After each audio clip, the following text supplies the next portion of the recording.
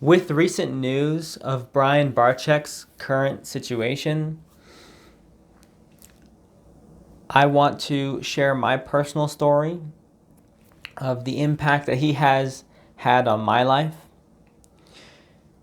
And before I say that, I just want to say my thoughts and prayers go out to him and also all of those that support him, family and friends.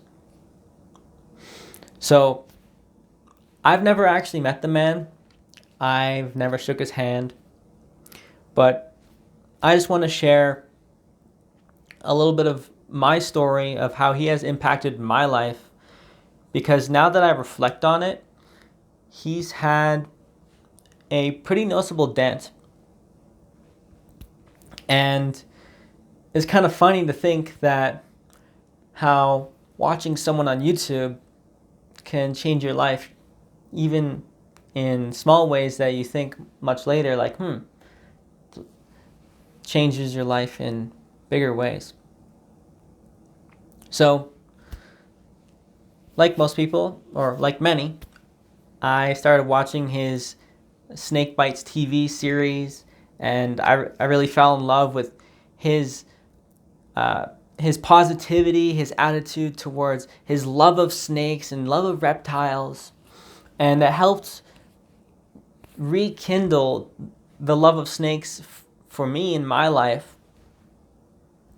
I was always curious about them, and I never really had any influences around had any positive influences around having snakes as pets or whatever. And I remember some of my favorite videos is those videos with the massive snakes. And of course, for me, when they got Chewy to do some weird thing that made him get bit like 100 times by some snake that just loved biting people.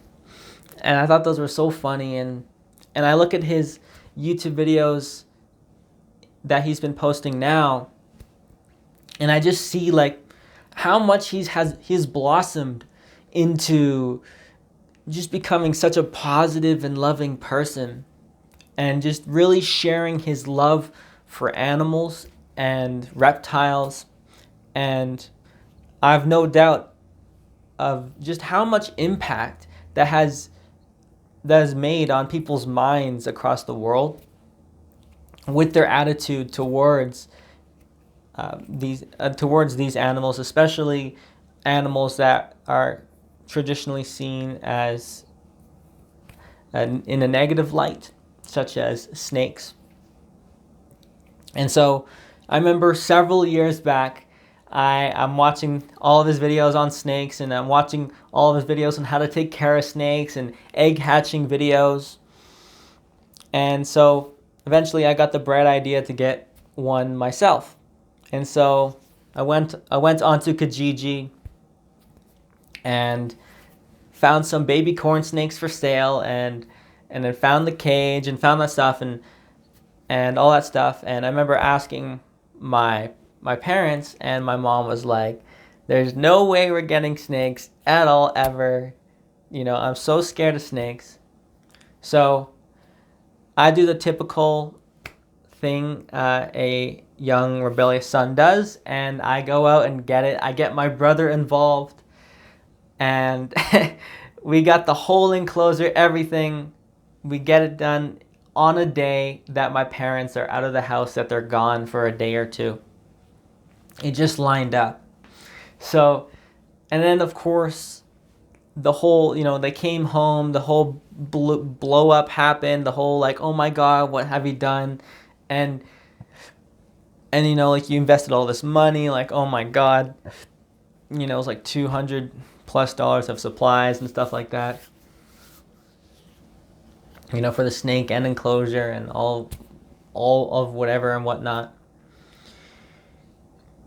And looking back onto it now, and with what I know now, it was actually a catalyst for my personal healing journey and my mother's healing journey. So this is where the impact gets interesting. So that's like snakes in general was a trauma trigger for my mother, because at one point in her life, it was like in like middle school, like grade 3 or something. She had a teacher that had snakes in multiple enclosures, and one day someone ransacked the place and smashed all the enclosures, and the snakes were running loose. They were on the loose, and she remembers very vividly that to avoid the snakes, she stood onto the desk. She climbed on the desk and stood on the desk, and there was this big long red snake called the red racer, and it went right under her legs and completely traumatized her. And that moment was only possible to be discovered because she was able to go in what is called an EMDR therapy session. EMDR standing for eye movement desensitization and reprocessing. But she would have never got to that session unless it was for me getting that snake, and also my mom telling me to get some of that therapy myself. Because what ended up happening was, I had a lot of emotional issues and a lot of my own traumas and a lot of my own things that I had to work through. And one of the most powerful sober therapy techniques is EMDR therapy. And so my mom was, very much encouraging me to go to this therapy and, get that stuff done, to help me make some progress. And I was like, I had my mind super closed to all that stuff. And I eventually came to a point where I was like, you know what? Fine. I'll go and get therapy, but you have to get therapy on snakes, Mom. And so I went and got my therapy, and she held up her end of the deal, and she got therapy as well. And she discovered that repressed memory of that scenario in the classroom that I just explained earlier. And for both of us, those initial EMDR sessions started our personal journeys towards healing and towards ridding all of our personal trauma. We then went on to do a lot more work through our shadow and all that. And it's kind of funny to think about it now. These snake videos online led to all these events, which led to massive healing in my life and in my mother's life. And she started to shift career paths towards EMDR therapy once she understood the power of it herself. And yeah, I found I just find it incredible how someone sharing their love for something on the internet, and just how much that can just percolate into many people's lives. And you never really know what impact you'll make when you share something online like that people love. So it just goes to show that you never really know how much impact you really make into people's lives and into people's culture. Whatever positive thing that you did, or what positive content that you create, will just shift the scales for everyone's life just a little bit more. And so for me, that's what ended up happening. That was like a catalyst event. Now the snake I got was a red corn snake, and I named her Felicia, and I had her for a few years. And then I came to a point where I realized I wasn't responsible enough, or I wasn't interested enough with the upkeep.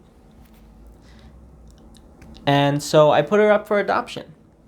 And this is my favorite part of the story, where, I found the girl that was going to, make sure it took really good care of it.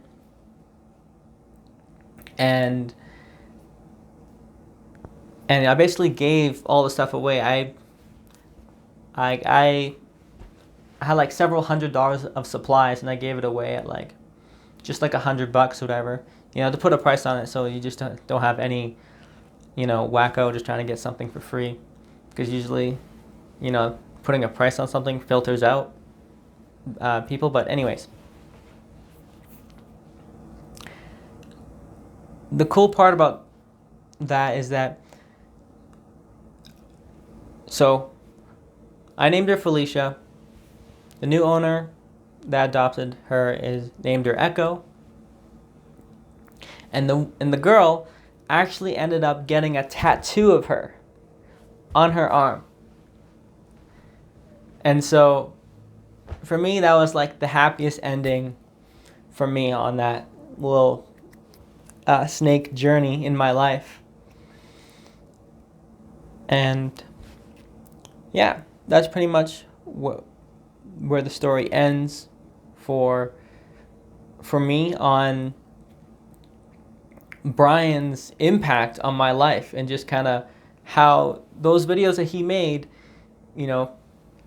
inspired me to get a snake, and how that helped spark the catalyst experiences to actually get some therapy for me and my mother.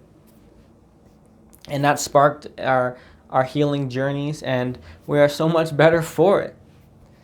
And so it just goes to show, I'll say once again, how much you don't know, just putting your love for something into the world, how much your positivity can percolate through culture and through people's lives.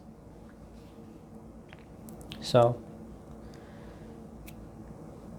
with that, I'd like to thank you for watching.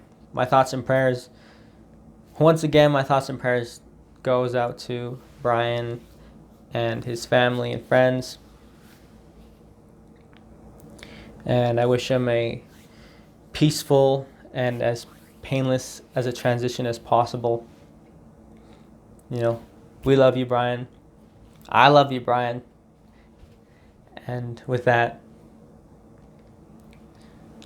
I'll see you.